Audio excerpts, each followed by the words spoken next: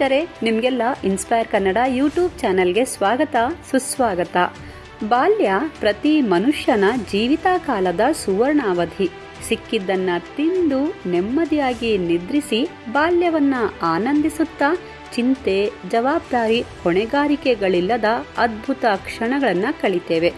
ಹಾಗೆಂದ ಮಾತ್ರಕ್ಕೆ ಎಲ್ಲರ ಬಾಲ್ಯ ಸುಂದರವಾಗಿಯೇ ಇರಬೇಕೆಂದಿಲ್ಲ.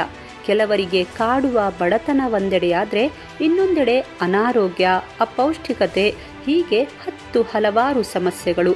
ಬದುಕುವ ಆಸೆ ಹೊತ್ತು ಮೂಲಭೂತ ಸೌಲಭ್ಯ ಪಡೆಯಲು ಪರದಾಡುತ್ತಿರುವ ಮಕ್ಕಳೂ ಕೂಡ ನಮಗೆ ಕಾಣಸಿಗ್ತಾರೆ. ಅಂಥವರ ಸಾಲಿಗೆ ಸೇರ್ತಾರೆ ಉಗಾಂಡಾದ ಮಕ್ಕಳು.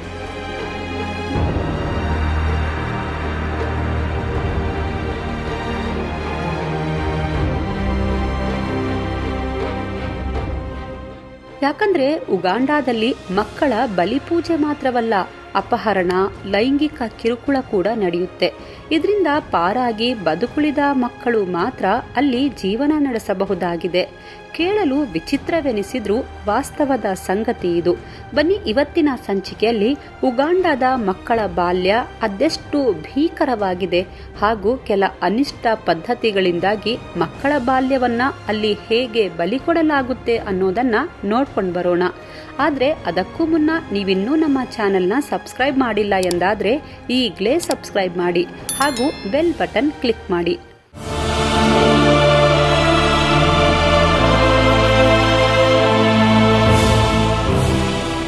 ಉಗಾಂಡ ಪೂರ್ವ ಆಫ್ರಿಕಾದ ಒಂದು ಭೂ ಆವೃತ್ತ ದೇಶ. ಇಲ್ಲಿ ಉತ್ತರ ಪ್ರಾಂತ್ಯ ಹಾಗೂ ಪೂರ್ವ ಪ್ರಾಂತ್ಯದಲ್ಲಿ ಸಾಮಾನ್ಯವಾಗಿ ಜನರು ವಾಸ ಮಾಡ್ತಾರೆ. ಉಗಾಂಡಾದ ಉತ್ತರದ ಪ್ರಾಂತ್ಯ ಬಹಳ ಹಿಂದುಳಿದ ಪ್ರದೇಶ. ಇಲ್ಲಿ ಮರುಭೂಮಿಯ ವಾತಾವರಣ ಹೊಂದಿರುವ ಕಾರಣದಿಂದ ಅಲ್ಲಿನ ಜನರು ದನಕರು ಮತ್ತು ಕುರಿಗಳನ್ನು ಸಾಕ್ತಾರೆ. ಈಗಲೂ ಕೂಡ ಅಲ್ಲಿ ಸರಿಯಾದ ಸಂಚಾರ ಸಂಪರ್ಕ ಇಲ್ಲ. ಇನ್ನು ಉಗಾಂಡಾದ ಪೂರ್ವ ಪ್ರಾಂತ್ಯ ಜನಭರಿತವಾಗಿದೆ. ಜನಸಾಂದ್ರತೆ ಸರಿಸುಮಾರು ಚದರ ಕಿಲೋಮೀಟರ್ಗೆ 200ಕ್ಕೂ ಹೆಚ್ಚಾಗಿದೆ. ಉಗಾಂಡಾದ ಉತ್ತರ ಪ್ರಾಂತ್ಯಕ್ಕೆ ಹೋಲಿಸಿದ್ರೆ ಈ ಪ್ರಾಂತ್ಯ ಹೆಚ್ಚು ಮುಂದುವರೆದಿದೆ. ವ್ಯವಸಾಯ ಹಾಗೂ ದನಕರು, ಕುರಿಗಳ ಪೋಷಣೆ ಇಲ್ಲಿನ ಜನರ ಮುಖ್ಯ ಕಸುಬಾಗಿದೆ. ಆದ್ರೆ ಅಲ್ಲಿನ ಮಕ್ಕಳ ಬಾಲ್ಯ ಎಲ್ಲಾ ಮಕ್ಕಳ ಬಾಲ್ಯದಷ್ಟು ಸುಂದರವಾಗಿರೋದಿಲ್ಲ. ಹೌದು, ಅಲ್ಲಿನ ಮಕ್ಕಳ ಬಾಲ್ಯದ ಕಥೆಗಳನ್ನ ಕೇಳಿದ್ರೆ ನಿಮ್ಗೆ ನಿಜಕ್ಕೂ ಆಘಾತವಾಗದಿರದು. ಯಾಕಂದ್ರೆ ಬೇರೆಯವರ ಒಳಿತಿಗಾಗಿ ಮಕ್ಕಳು ತಮ್ಮ ಜೀವನವನ್ನೇ ತ್ಯಾಗ ಮಾಡುವ ಅನಿಷ್ಟ ಪದ್ಧತಿಯೊಂದಿದೆ.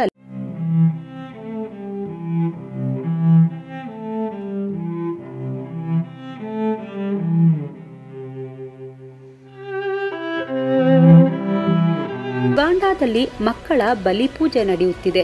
ಅದಕ್ಕಾಗಿ ಮಕ್ಕಳನ್ನ ಅಪಹರಿಸಿ ಲೈಂಗಿಕ ಕಿರುಕುಳ ನೀಡಿ ಹತ್ಯೆ ಮಾಡಲಾಗುತ್ತೆ. ಅಷ್ಟು ಮಾತ್ರವಲ್ಲ, ದೇಹದ ಅಂಗಗಳನ್ನ ತೆಗೆಯಲಾಗುತ್ತೆ. ದೇಹದಲ್ಲಿರುವ ರಕ್ತವನ್ನ ಬಳಸಿಕೊಂಡು ವಾಮಾಚಾರಗಳನ್ನ ಮಾಡಲಾಗುತ್ತೆ. ಯಾಕಂದ್ರೆ ಅಲ್ಲಿನ ಜನ ಈ ಆಚರಣೆಯನ್ನ ಬಲವಾಗಿ ನಂಬುತ್ತಾರೆ. ಅಲ್ಲಿ ಮಾಟಗಾರ ಮತ್ತು ಮಾಟಗಾರ್ತಿಯರಿದ್ದಾರೆ. ಅವರಿಬ್ಬರೂ ಕೂಡ ತಮ್ಮದೇ ಶೈಲಿಯಲ್ಲಿ ವಾಮಾಚಾರದಲ್ಲಿ ತೊಡಗುತ್ತಾರೆ. ಮಾಟಗಾರ್ತಿಯರು ದುಷ್ಟ ಮಂತ್ರಗಳನ್ನು ಬಿತ್ತರಿಸಿ ಮಕ್ಕಳನ್ನ ಸಂಮೋಹನಕ್ಕೆ ಒಳಪಡಿಸ್ತಾರೆ. ಉಗಾಂಡಾದ ಜನ ಮಾಟಗಾರ್ತಿಯರು ಹಾಗೂ ದುಷ್ಟಶಕ್ತಿಗಳ ಮಂತ್ರಗಳಿಂದ ಏಡ್ಸ್ ಉಂಟಾಗುತ್ತೆ ಎಂದು ನಂಬ್ತಾರೆ. ಹಾಗಾಗಿ ಮಾಟಗಾರ್ತಿಯರು ಅವರ ಮುಗ್ಧತೆಯನ್ನ ಬಳಸಿಕೊಂಡು ಮಕ್ಕಳನ್ನ ವಾಮಾಚಾರಕ್ಕೆ ಒಳಪಡಿಸ್ತಾರೆ. ರಕ್ತ ಚೆಲ್ಲುವಲ್ಲಿ ವಾಮಾಚಾರದ ಶಕ್ತಿ ಇದೆ ಎಂದು ಉಗಾಂಡಾದವರು ನಂಬ್ತಾರೆ.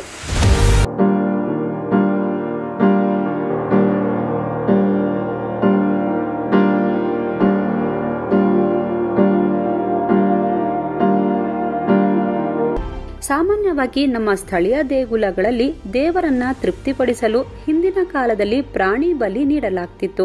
ಆದರೆ ಇಲ್ಲಿ ಆತ್ಮಗಳನ್ನ ಸಮಾಧಾನಪಡಿಸಲು ಮತ್ತು ಆತ್ಮಗಳ ಶಕ್ತಿ ಹೆಚ್ಚಿಸಲು ಮಾನವರ ರಕ್ತವನ್ನ ಬಳಸ್ತಾರೆ ಮತ್ತು ಮಾನವನ ದೇಹದ ಭಾಗಗಳನ್ನ ಬಳಸುತ್ತಾರೆ. ಇದರಿಂದ ಆತ್ಮಗಳು ತೃಪ್ತಿಗೊಂಡು ಹರಸುತ್ತವೆ ಎಂಬ ಭಾವನೆಯನ್ನ ಮಾಟಗಾರ್ತಿಯರು ಜನರ ಮನದಲ್ಲಿ ಬಿತ್ತಿದ್ದಾರೆ. ಅಲ್ಲದೆ ಸಾಮಾನ್ಯವಾಗಿ ವಾಮಾಚಾರಕ್ಕೆ ಮಕ್ಕಳನ್ನ ಬಳಸೋದು ಹೆಚ್ಚು.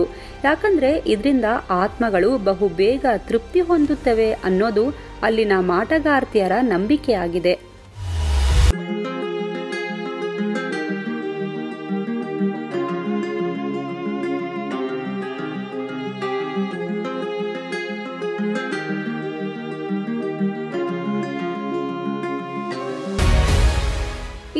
ಮಾಟಗಾರ್ತಿಯರಿಗೆ ಸಾಂಪ್ರದಾಯಿಕ ವೈದ್ಯರುಗಳು ಎಂದೇ ಕರೆಯಲಾಗುತ್ತೆ.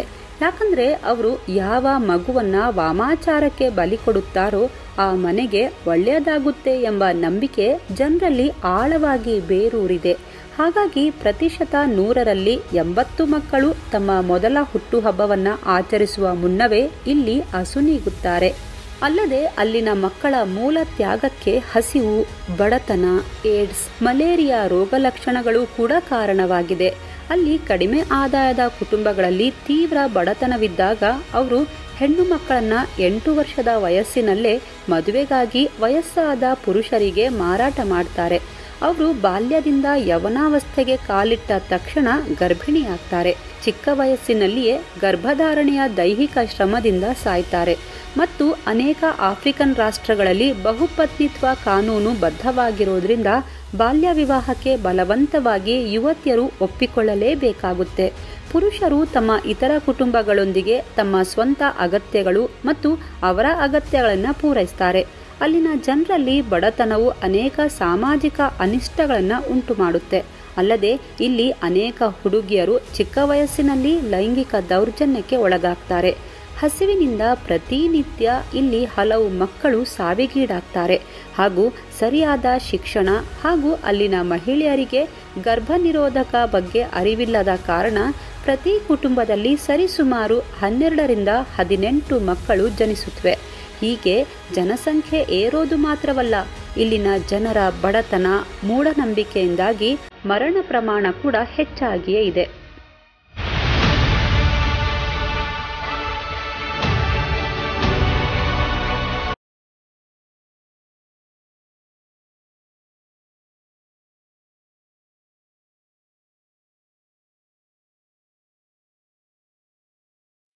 ಉಗಾಂಡ ಕೆಲವೊಮ್ಮೆ ಕ್ಷಾಮವನ್ನು ಅನುಭವಿಸುತ್ತೆ. ಅಲ್ಲಿನ ಈ ಸಮಸ್ಯೆಗೆ ಕೊಡುಗೆ ನೀಡುವ ಹಲವು ವಿಷಯಗಳಿವೆ.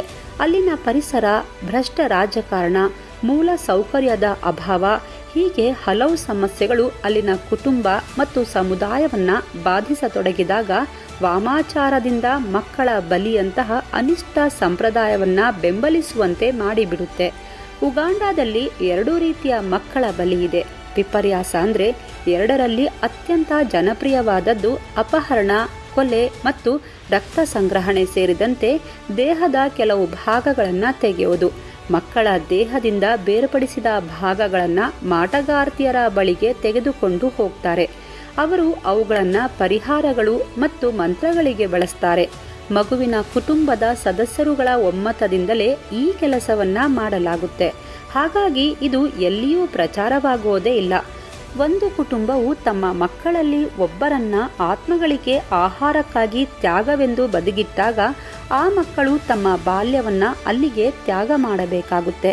ಉಗಾಂಡ ಮೀಡಿಯಾ ಸೆಂಟರ್ನ ಸಾರ್ವಜನಿಕ ವ್ಯವಹಾರಗಳ ಅಧಿಕಾರಿ ಓಬೇಡ್ ಕಟೂರಿ ಬೇ ಮತ್ತು ಚರ್ಚ್ ಮಿಷನರಿ ಸೊಸೈಟಿ, ಲಿವಿನ್ ಹಾಕ್, ಗಿರಾಲ್ಟ್ ಮತ್ತು ಬಾರ್ಬೋಟ್ ಮೊದಲಾದ ಮಿಷನರಿಗಳ ನೆರವಿನಿಂದ ಮಕ್ಕಳ ಅಪಹರಣ, ಬಲಿ, ಲೈಂಗಿಕ ಕಿರುಕುಳ ನಿಲ್ಲಿಸುವ ಸಲುವಾಗಿ ಮಕ್ಕಳ ತ್ಯಾಗಕ್ಕೆ ಕರೆ ನೀಡುವ ಸಂಪ್ರದಾಯಗಳಿಗೆ ವಾಮಾಚಾರಗಳನ್ನು ನಡೆಸುವ ಮಾಟಗಾರ್ತಿಯರಿಗೆ ಉಗಾಂಡಾದ ಅಂಬರ್ ವ್ಯವಸ್ಥೆ ಎಚ್ಚರಿಕೆ ನೀಡುವ ಮೂಲಕ ಮಕ್ಕಳ ಬಲಿಯನ್ನ ನಿಲ್ಲಿಸುವ ಪ್ರಯತ್ನಗಳನ್ನು ಮುನ್ನಡೆಸುತ್ತಿದೆ.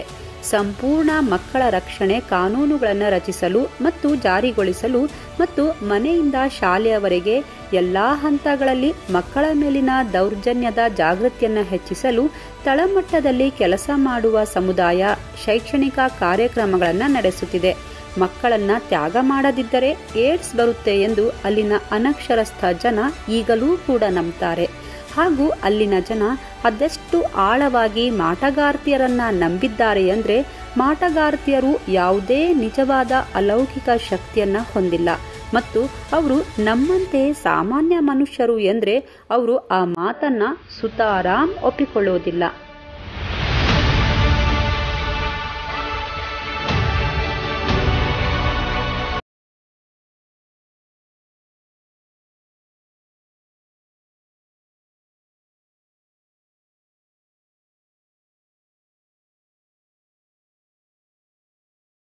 ಮಕ್ಕಳ ರಕ್ಷಣಾ ಕಾರ್ಯವನ್ನ ಉತ್ತೇಜಿಸಲು ಅಲ್ಲಿನ ಹಿಂದೂ, ಕ್ರಿಶ್ಚಿಯನ್ ಮತ್ತು ಮುಸ್ಲಿಂ ಧಾರ್ಮಿಕ ಮುಖಂಡರುಗಳು, ಮಿಷನರಿಗಳು ಕೂಡ ಕೆಲಸ ಮಾಡುತ್ತಿವೆ. ಅವರು ಮಕ್ಕಳ ರಕ್ಷಣೆಗಾಗಿ ಉಪಕಾನೂನುಗಳು ಮತ್ತು ಸುಗ್ರೀವಾಜ್ಞೆಗಳನ್ನು ಜಾರಿಗೊಳಿಸುವಲ್ಲಿ ಪ್ರತಿಪಾದಿಸಿದ್ದಾರೆ ಮತ್ತು ಯಶಸ್ವಿಯಾಗಿದ್ದಾರೆ. ಒಬೇಡ್ ಮತ್ತು ವರ್ಲ್ಡ್ ಮಿಷನ್ ತಮ್ಮ ಪ್ರಯತ್ನಗಳನ್ನು ಬ್ಯೂಕ್ವೆ ಜಿಲ್ಲೆಯ ಮೇಲೆ ಕೇಂದ್ರೀಕರಿಸಿರೋದ್ರಿಂದ ಆ ಜಿಲ್ಲೆಯನ್ನ ಮಕ್ಕಳ ಬಲಿದಾನದ ರಾಜಧಾನಿ ಎಂದು ಕರೆಯಲಾಗುತ್ತೆ. ಈಗಾಗಲೇ world vision lead Ambar alert system ಮೂಲಕ ಒಟ್ಟು 8,000 ಮಕ್ಕಳನ್ನ ರಕ್ಷಿಸಲಾಗಿದೆ.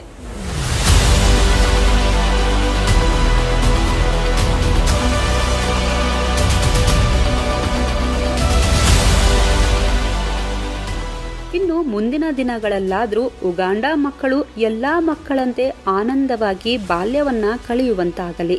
ಮಕ್ಕಳ ಅಪಹರಣ, ಭ್ರಷ್ಟ ರಾಜಕಾರಣ, ಅಪೌಷ್ಟಿಕತೆ, ಹತ್ಯೆ, ವಾಮಾಚಾರ, ವಿಶೇಷವಾಗಿ ಹೆಣ್ಣು ಮಕ್ಕಳ ಅಪಮೌಲ್ಯೀಕರಣದಿಂದಾಗಿ ನಡೆಯುವ ಬಾಲ್ಯ ವಿವಾಹ ಮತ್ತು ಬಹುಪತ್ನಿತ್ವ, ಮಹಿಳೆಯರನ್ನ ಶಾಲೆಯಿಂದ ಹೊರಗಿಡುವ ಅನಿಷ್ಟ ಪದ್ಧತಿಗಳೆಲ್ಲ ಕೊನೆಯಾಗಿ ಅಲ್ಲಿನ ಜನ ನೆಮ್ಮದಿಯಿಂದ ಜೀವಿಸುವಂತಾಗಲಿ ಅನ್ನೋದಷ್ಟೇ ನಮ್ಮೆಲ್ಲರ ಆಶಯವಾಗಿದೆ.